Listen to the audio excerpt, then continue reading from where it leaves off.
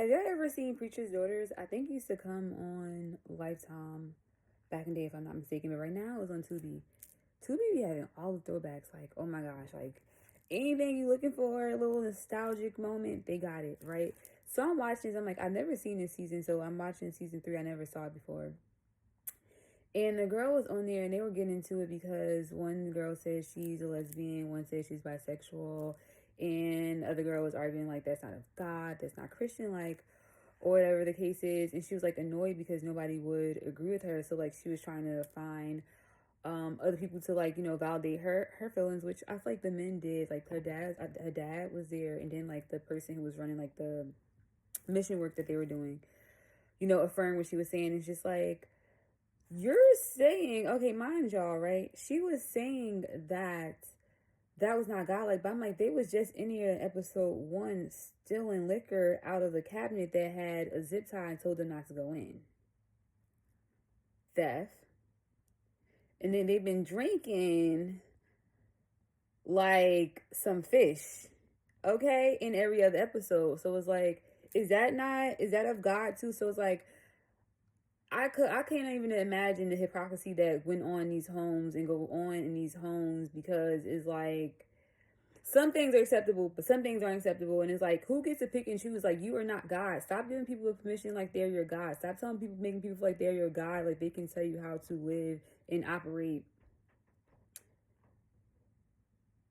Okay? I think it's important for us to always have values and principles that we align with. But I think that when you stick too closely and rigorous to a certain religion and you're like all in, true or die for that religion, or like just 100% aligned with the principles of the Bible, which no one is 100% aligned with the principles of the Bible. No one here is perfect. So it's just like, there's going to be times you sway back and forth, but God understands that. God wrote that in your contract. God already knew that you were never going to go the straight line. We were never going to be perfect. We're not sent here to be perfect. We're going to have times where we don't fully align or are in our purpose with God. And it's like, that doesn't mean you can't come back to it. Okay? You may fall out of line, fall out of purpose, fall out of alignment, but it doesn't mean you can't come back to it. And it just was seeming so end all be all. No, this is the way. This is the only way. It's the only way. And it's like, no, there's so many ways to do this.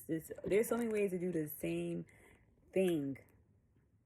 There's so many ways to do the same thing, and thinking that there's only one way to live life or live righteously is really based on the principles you and God agreed to, that you and God decided was going to make sense for your life, for your purpose here.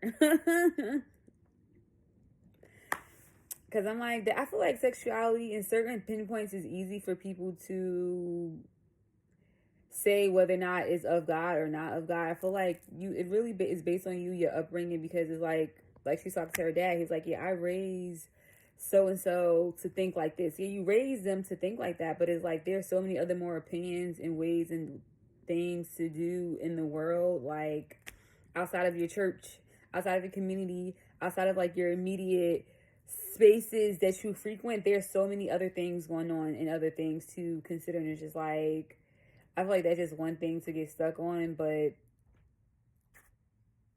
ain't no perfect person here. God made us all uniquely flawed for a reason, okay? If people was perfect, they be up in heaven, because now you get to descend that knowledge upon the rest of us, okay? Download that into us, okay? Since y'all so perfect.